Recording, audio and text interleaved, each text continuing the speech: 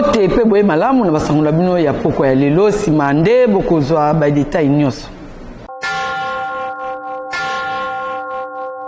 To fungoli basangola bino na ngambo ya politique remise et reprise et salimaki mokolo ya lelo mercredi 29 mars 2023 na ministère de défense pe basien combattant entre ministre sortant Mwanamboka Gilbert Kabanda pe vice premier ministre Mwanamboka Jean-Pierre Bemba Gombo oyo azui ebonga Gonga ebeta mi pa Yannick Moulengo.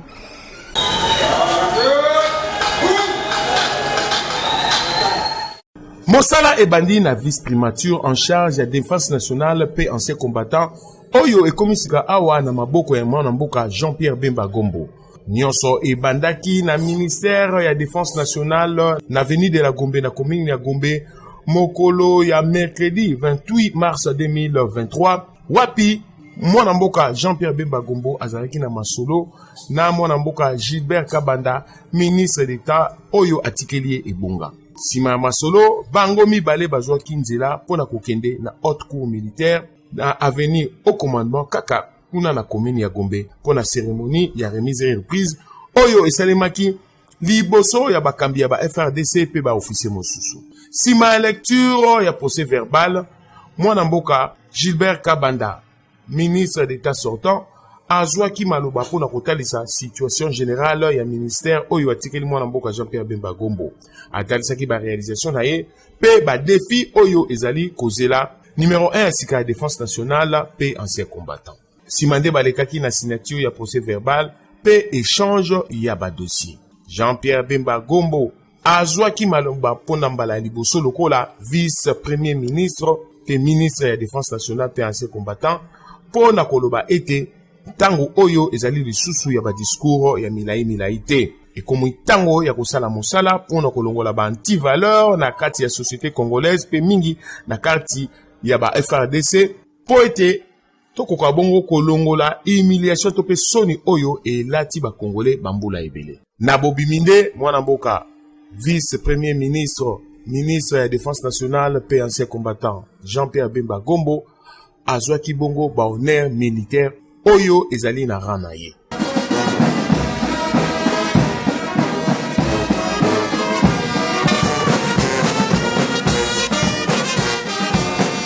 Ngonga ebeti.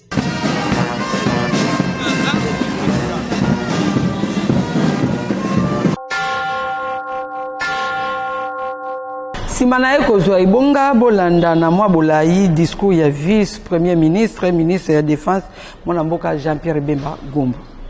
Hommage les plus déférents à son excellence Félix Antoine Tshisekedi Tshilombo, président de la République, chef de l'État et commandant suprême des forces armées de la République démocratique du Congo, qui a bien voulu placer sa confiance en ma modeste personne, en me nommant vice-premier ministre, ministre de la Défense nationale et ancien combattant, et qui, par la même occasion, a nommé mon prédécesseur, ministre de la Recherche scientifique et innovation technologique. Mes remerciements s'adressent également à son Excellence, Monsieur le Premier ministre, chef du gouvernement, à qui je réitère l'assurance de ma haute considération. Monsieur le ministre, j'ai suivi avec une attention soutenue vos propos de tout à l'heure et vous en félicite. Je suis conscient que beaucoup d'actions ont été réalisées, bien qu'il en reste autant à accomplir pour la montée en puissance de nos forces armées. Je sais également que beaucoup de défis restent à relever, tels que vous les avez énumérés. Monsieur le ministre, conscient des propos selon lesquels il s'est installé en République démocratique du Congo depuis près d'un demi-siècle, une culture d'antivaleurs et d'immoralité publique qui mine le développement socio-économique de notre pays en général et de nos forces armées en particulier. Nous en ferons notre cheval de bataille. Et bien même de plusieurs autres défis que vous avez relevés dans votre discours. Monsieur le ministre, Monsieur le chef d'état-major général, Mesdames et Messieurs, la tâche est immense au regard des activités en chantier.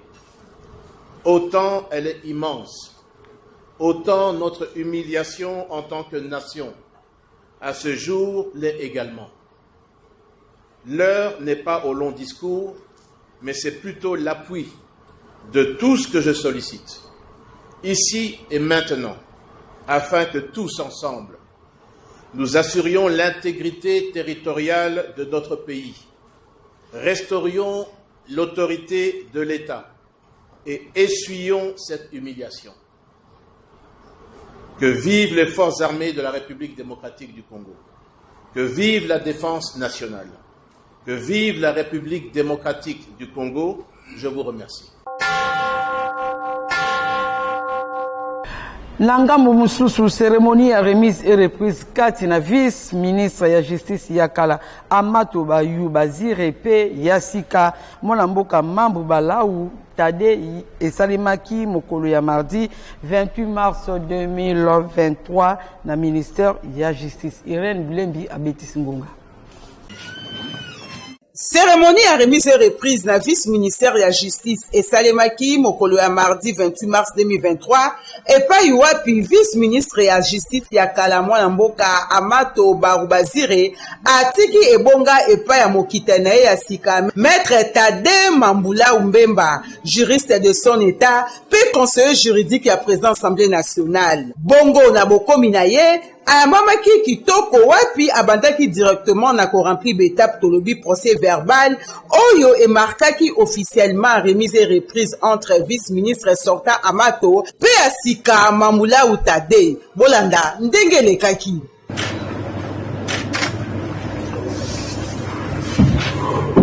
na nyonso totombeli vice-ministre ya justice ya sika mosala malamu ngonga ebeti na basango ya sécurité ba rebelle ya M23 o bazoki mokando bongo ya kotika ekolo Congo démocratique kokamwa mokolo ya mercredi 29 mars 2023 bango bazonge lisusu misala na bango ya mabe na masisi na mwebonde etindi bongo correspondant na biso mwana mboka Julien Paluku o azwami bongo na Beni na Nord Kivu akoka bongo betangonga na nzela ya alo epai ya Yannick Mulengo kolekela bansource oyo toutiko benga na kokontakte na masisi eza penza ya solo monguna ya M23 abandaki kobeta masasi likolo ya ba position ya FARDC kote ya masisi amekaki pe kote ya mweso kutu basource mususu ezali koloba eteke monguna akoti na mweso alingaki pe abimela lisusu na nzela oyo eki na Rwindi pona kobimela na parc national ya Virunga monguna auto sala penza kimia mwa muke pona komprie batu ke asili kotika bitumba lokola sinyaka seselefe zoka azalaki kotala nzela nini akobimela po akotaka na Goma tozebisa na bino eteke monguna azokamba kaka na position ya kokota Goma me aza na nzela penza ta mukete na kote ya Kibumba kote ya Sake aza penza na makokite po na Sake azali ko kangema wana na mapinga maikolo FARDC Burundi na bazalendo obilenge mibali o bazo kotele mapenza po babundisa po ekolo ekendite wana izali malobeli ya basource na biso oyo tokambaki na journée mwalelo po basili ko yisa biso ke bitumbango ebandaki banda lobi na butu na kote ya Beni monguna ya NDF amatina makasi lisusu na kote oyo babengaka Mayangose kuna eza pene penza na kati ya ville centre d'ailleurs kutu na commune moko oyo babengaka Ruenzori kuna na Kididiwe na 46 na kote moko kuna batu mingi bazaki deja bazongi kuna pona kosala bilanga na kotonga kutu atabandaku nguna komaki kuna lobi lolekina lobi akataki batu bila provisoire oyo ezali nanu ya 19 personnes wana mokonzi ya mapinga mwa UPDF na mokonzi wa mapinga ya FRDC bao bazokunza ba opération mutualisation de force bakutana kilobi na Beni na Okapi Palace esika bazokutana ndenge nini bakoko bakaka liboso na musala mwa bango mingi na kote to esika munguna asili komatana makasi. Na ngambo ya justice, audience ya procès ya Eli ya Nord Kivu Edouard Mwangashushu esamaki mokolo ya mercredi 29 mars 2023 wapi député national Edouard Mwangashushu ye andimaki temandoki oyo bazwaki na ndako na ye ezali ya ye azwaki autorisation et pas ministre ya kala ya ministère intérieur na kombo ya Richard Muyej yendi apesa ki ndingisa po ako se protéger na ba M23 ngonga ebetami epa ya Yannick Mulengo. Examen pour la kokota na mozindo ya likambona oyo etali dossier ya député national Edouard Mwangashushu et salemaki mokolo ya mardi 28 mars 2023 liboso ya ba juge ya haute cour militaire Eli Nord Kivu Edouard Mwangashushu andimaki ete minduki oyo bakutaki na ndako na ye ezali penza ya ye azwaki autorisation epai ya ministre ya intérieur na tango wana ezalaka Richard Muyej po a se protéger contre ba M23 bongo na oyo etali motuna ya moko ya bavoka ya république na oyo etali coffre-fort oyo bakangaki ye na kati ya biloko mosusu lolenge nini bakoki kofungola yango Edouard Mwangashushu a manifestaki basine ya kosilika bongo na maloba na ye atalisi ete moyen ya kofungola coffre-fort yango na clé to pe na code ezali lisusu te noki te ekobeba esengeli koyeba ete haute cour militaire epesi elaka ya komema expert mpona kofungola coffre-fort yango soki esimbi te bakobuka yango boyoka ngonga. À un certain moment, il y a eu des problèmes de droit d'habitant. J'ai vraiment été farouche à cette réunion et je me suis senti menacé. On ne m'a même pas donné un siège seul. Le ministre m'a dit non, il n'y a pas de problème, écrit comme ça on voulait pour là. J'ai écrit, le ministre m'a répondu et m'a autorisé d'avoir une arme personnelle. C'est tard, j'ai suivi la procédure jusqu'au moment que j'ai reçu la maison immédiate. Et j'ai dit à la que le groupe se trouvait seulement à République. On n'avait jamais utilisé les noms de groupe. Ils n'ont pas voulu l'écouter. J'ai demandé qu'on appelle mon épouse qui ramène la deuxième qui restait. Ils ont refusé. Ils ont amené des gens, ils ont tout cassé, ils n'ont pas pu entrer dans la clé. C'est trop tard, monsieur.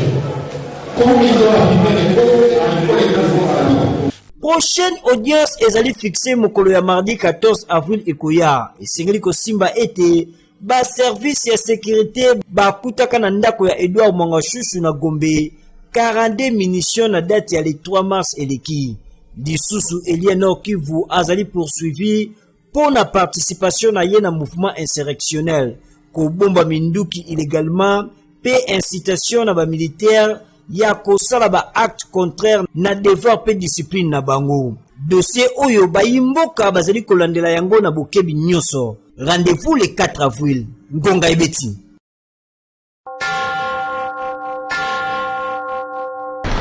Alphine Donga, coordonnateur ya 100% Bemba na district ya Chango, ye asilaki kobetisa ngonga pona ko annoncer ete bokutani oyo bongisamaki entre bana ya commune ya Njili na président national ya MLC mwana mboka Jean-Pierre Bemba Gombo yango ekosalema na mikolo mizali ko ya Yannick Nzuki Mandebo abetisi ngonga.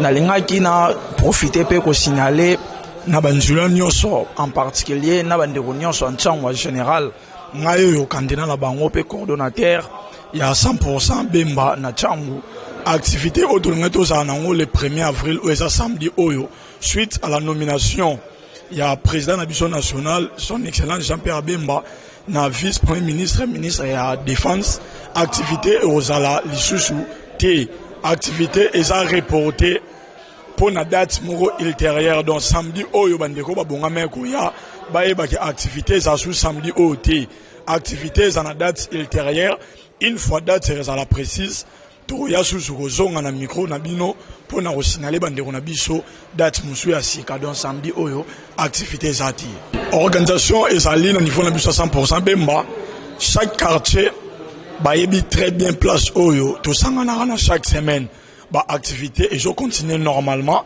jour na bino bosangana comme d'habitude na ba base na ba comité comme d'habitude tozo sangana tozali ba activité minene petango ya tozonga na micro pour te passer information.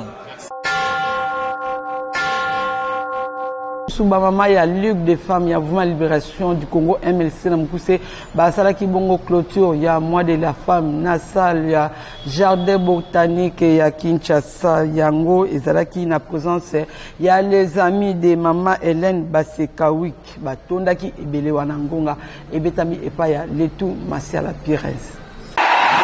Kolandisama na lancement ya activité ya mois de mars oyo ezalaki lancé par na yemoko chef de l'état Félix Antoine Tshisekedi Tshilombo clôture ya activité ya Ligue des femmes ya lisanga politique ya Mouvement de Libération du Congo MLC na mokuse pour na interfédéral ya ville ya Kinshasa et salemaki na esengo nyonso na salle de conférence ya jardin botanique ya Kinshasa wapi emonanaki mobilisation moko na ndenge ya kosakana te epai ya ba mama ya les amis de Hélène Basekawiki mwasi ya pembe pe mayele oyo bana ya kalamu ba misana kubenga éclairage ya kalamu bayaki ebele kouta na ba quartier nyonso ya commune ya Kalamu pona koya kolakisa soutien na bango liboso ya mwana mboka Jean-Pierre Bemba Gombo pe epai ya mwana na bango la dynamique Hélène Basekawiki pona bango commune ya Kalamu ezali pona mama Hélène Basekawiki Boyo Kangonga. La moitié de la femme oyo ni femme la mise à part.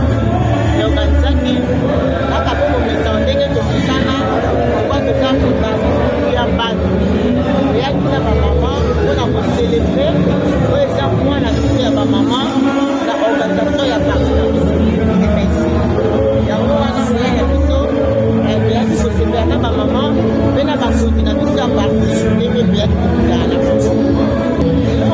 La maman na ya Kalamu esaki tozala serein tozala moboko tozala surtout na bolingo wana parceke soki bolingo eza na kati na biso nzambe mpe akotombola biso alors na teme na biso ya mois de la femme comme ezaki mwasi azala à la page na oyo eza numérique nazosenga na bamama ya Kalamu tolongwa na geto tolongwa na se tolongwa kokanga makino bango nde biso tete tolongwa biso nyonso toza abesu ndenge kaka balobaka na MLC na nzambe tokolonga ngonga ebeti.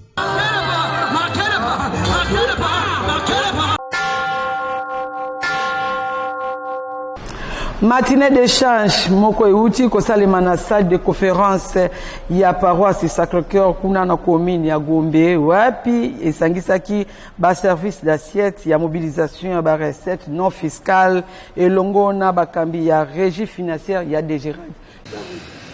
Toujours na politique ya bonne gouvernance pour atteindre ba signation il y a 3905 milliards ya francs congolais na exercice budgétaire ya 2023. Le stratège mandataire Jean-Parfait Tabala Mourandikire, directeur général na direction générale des recettes administratives, domaniales et des participations de Gérard Namukuse, Oyope Azraki, accompagné na Molandinaye, l'administration P Finance, la dame de fer, Christine Epoulouke Bombula, kosangisa ba service d'assiette et administration publique n'échange moko kitoko pour na kotelisa bango ba réalisation ba uti ko sala na exercice budgétaire ya 2022 wapi ba uti ko kokisa 105,84% ya mobilisation ya ba recette non fiscale na trésor public ya Congo démocratique. Directeur général Jean-Parfait Tabala Mourandikire asengi na bango collaboration moko kitoko ezalaka tango nyonso na exercice oyo 2023 na ntina kwa atteindre augmentation ya 34% ya signation ya exercice ya 2023 na yango ezosenga mobilisation moko ya makasi na basecteur nyonso pe mise en place ya logiciel Logirad oyo ezali outil informatique pour nous permettre traitement rapide ya ba dossier pour la mobilisation accrue ya ba recettes non fiscales. Pour nous construire ces échanges na bango, ba signature ya protocole d'accord et selemaki kati na Logirad na ba service d'assiette ya mobilisation ya ba recettes na tina ko atteindre ba objectif. Bokangunga. Les recettes non fiscales de l'État de l'exercice 2023 ont été fixées à 3 950 milliards de francs congolais. Le fonctionnement de la réalisation des recettes est tel que dans les 4 phases de la réalisation de la recette, à savoir la constatation, la liquidation, l'ordonnancement et le recouvrement, ces phases sont réparties entre l'administration des recettes non fiscales, la DGRAD, et les services d'assiette qui ont en charge la constatation et la liquidation, donc la taxation. Et la DGRAD a l'ordonnancement et le recouvrement. Il va donc de soi que nous puissions travailler ensemble, faire l'évaluation de l'exercice passé ensemble, voir où est-ce qu'il y a eu des ajouts au budget par rapport à différents ordinateurs de recettes qui les concernent et tirer ensemble des stratégies pour que les assignations de 2023 soient réalisées.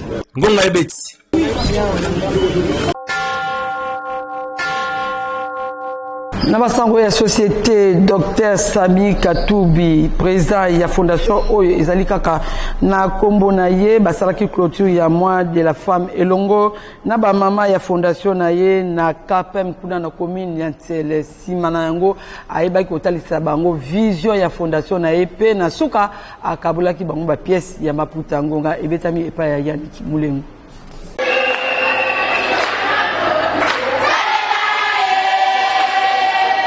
Fondation Sami Katousi est clôturée qui mois de la femme avec succès mokolo ya dimanche 26 mars 2023 na moko ya basal oyo ezomi na campagne na commune ya Ntsele na boulevard Lumumba nyonso ebandaki na animation ya kafu oyo esalaki ete baya mbambala moko l'homme de multiples actions Dr Sami Katousi biselenge ata kumbula oyo ebetaki yango te epekesaki milulu kosalema awa ba mama nyonso balataki t-shirt bata elongi ya Dr Sami Katousi biselenge sima mwa tango mokende président ya fondation Dr Sami Katousi azwaki maloba pe atalisaki na ba mama vision ya fondation pe misala oyo fondation esalaka asengaki na ba mama ya changu bazala bomoko lokola ezali sanza ya ba mama nde molongani ya Dr Sami madame Haiti Katousi ateyaki ba mama lolenge nini bakoki komibatela na kozala bopeto mpona kokima ba infection pe atalisaki na ba mama utilité ya mwasi na bolingo oyo azalaka na yango epai ya ba mama na ya changu Dr Sami Katousi elongo na molongani na ye bayaki maboko pamba te bamemelaki ba mama ba pièce ya Maputa oyo bakabulelaki na chaque mama esengo ezalaki ya kosakana te buyu kangonga.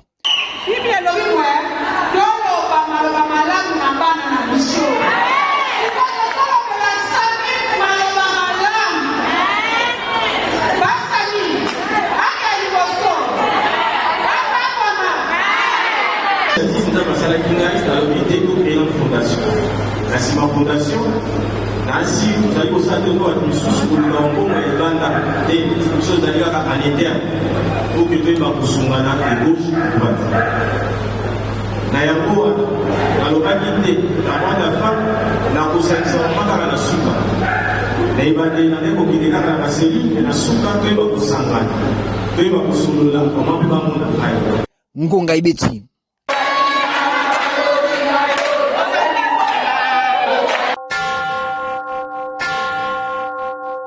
Heureusement comme monene esalemi na route ki mwenza na commune ya Monga Fula epai wapi banda ku ya batu ebele edindi nzela pe kwei kaka na érosion pe lisusu ba poto na ba câble ya SNEL eleki na kati ya érosion wana ngonga esili kubetama epa ya Yannick Mulengo.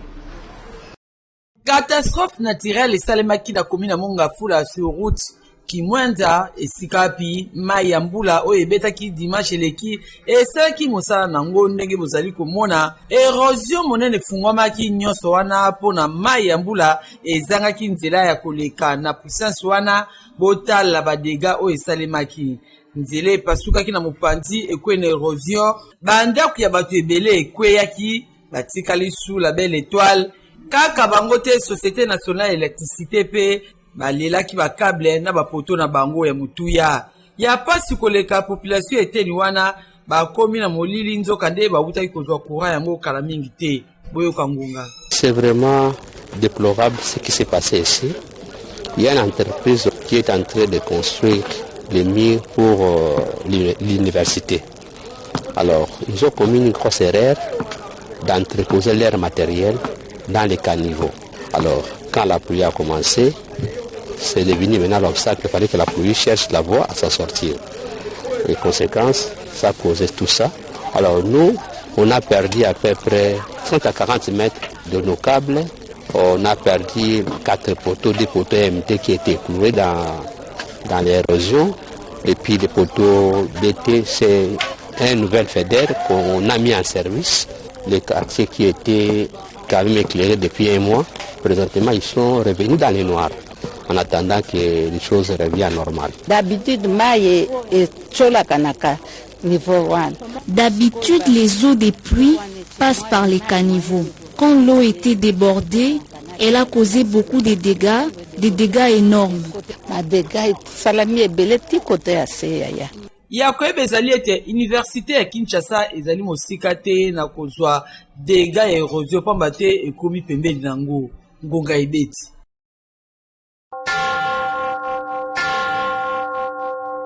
Na cadre ya kosepela inane ya fondation Mwanamama match moko ya football loisir ebetamaki entre équipe ya fondation Mwanamama ya président Guilain Poungu Malanga na association Yesu kaka ya bana Kaluka na terrain ya catholique zomi na centre Nganda na commune ya Kitambo. Score ezalaki 1-0 na faveur ya fondation Mwanamama.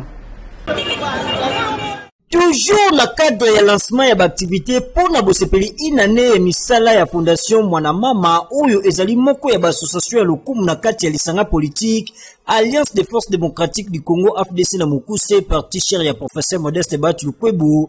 Toujours sous le leadership ya mokambina yango l'incontournable Guilain Poungu Malamba oyo bana ya lokunga babesana kobenga Mwanamama. Match moko ya football loisir ebetamaki na terrain catholique ya centre Nganda na commune ya Kitambo oyo esangisaki équipe ya football ya fondation Mwanamama bandongwanaki na équipe Yesu kaka ya bana ya Kaluka. Wapi na suka ya match équipe ya fondation Mwanamama elongaki na score ya 1-0. Biango etamaki na yemoko leader ya Ngaliema Guilain Poungu Malamba na nyonso boyo kandenge ngonga ebetamaki. Nako banana ko remercier Nzambe pour avoir mettre la table à circonstance. Na remercier Souba initiateur ya Chebiso Suka Kande bazoki initiative ya soutenir moko ba na bango. Parmi ba na bango baza ebele mais bazu ba moyen na bango ba mbongo na bango ba sombi ba Varese ba komi Chebiso Suka ka soutien à 100% Mwanamama. Donc esengo na ngande yango wana. To sali eloko yo pona mwana na biso Guilain Poungu Malamba. Pour tout le monde, il faut faire quoi avancer les bossos. Il y a une autre organisation qui est organisée, match à football loisir, pour te faire quoi avancer. Alors, on a bien ensuite un jeune garçon. Oh, il va prendre la bande. Oh, il va aller misalate. Bah, il y a la fondation Mwanamama. Les alliés au Félé. Bah, il y a quoi la misala. Oh, bah, c'est un gros posa. Oh, nous avons besoin de musala. Ah, il y a la fondation Mwanamama. À cause de la musala bien. Et suka kiwana te troisième mi-temps ezanga kite wapi ba joueur bandimaki na bango kopola mbula pona kolakisa soutien na bango na Mwanamama Guilain Poungu Malamba ngonga ebeti.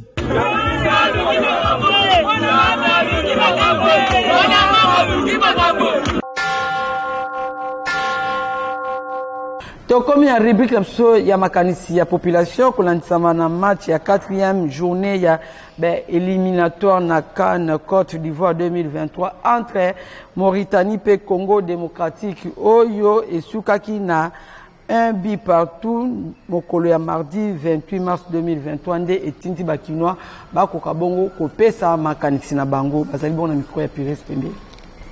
La fédération ya ba pays avant ba pona arbitre pas CAF ko aya ko arbitre ba match balandela kato ba CAF asala ka choix na mbala moko atinda arbitre tozaki surpris ya omona azana mfo arbitre bon azana arbitre moko abimisi mubulu na match moko CAF bafundi azana problème bimisi mubulu na match ya Brésil na Maroc koto ngaba buka joueur ya Brésil petit Vinicius réaction à mon côté. C'est toujours un problème. Ils ont mérité qu'on bête un grand match comme ceci. Ils ont mérité quand même. La fédération, parce